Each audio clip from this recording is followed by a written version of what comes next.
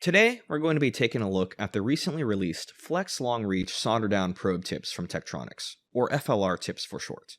The FLR tips join the rest of our portfolio for the P7700 series family of probes, but brings its own unique benefits that separate it from its counterparts. Let's start with a physical overview of the tips. One of the key principles we kept in mind for the FLR series was ease of use, and as part of tackling that, the tips have an increased length to provide a longer reach to the target from probe connection. The material that the tips themselves are made out of has also been made extremely flexible. This can help with soldering connections in hard-to-reach places, awkward angles, or just to relieve the strain on the solder point as much as possible to prevent breakage.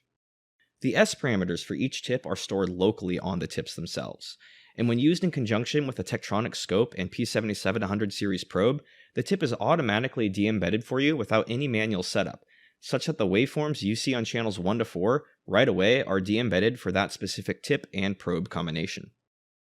Let's examine the head of the FLR tips a bit closer.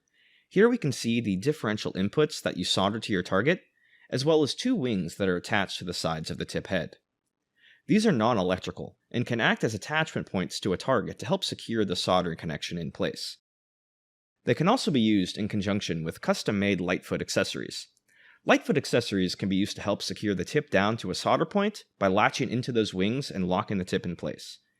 There's also an adjustable clip that can be used to secure the body of the probe tip. This can alleviate the need to glue or tape the tip directly to the board, making it easier to remove and attach the tip itself. However, if space limitations and tip density is of a higher concern, the wings can also be removed to decrease the footprint of the tip itself. A primary use case for these FLR tips is for system-level TX testing of both DDR and LPDDR memory.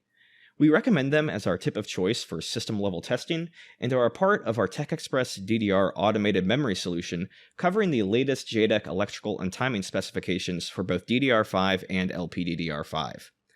The FLR tips work together with a Tektronix Performance Scope, high bandwidth probes, and Nexus interposers to offer a complete system-level TX hardware solution. It's also important to differentiate between the two variants of the FLR tip, as there is an A and a B version.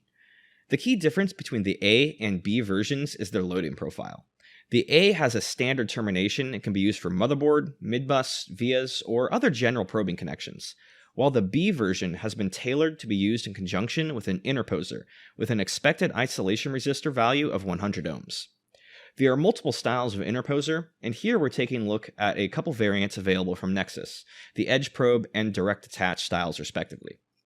These would be inserted underneath the DRAM of a device, allowing us to probe our signals of interest with the FLR tips. Thanks for taking the time to check out this high-level look at our newest probe tip offerings for DDR memory. And if you're interested in some more information, I encourage you to visit our website or reach out to your local Tektronix contact. Have a great rest of your day.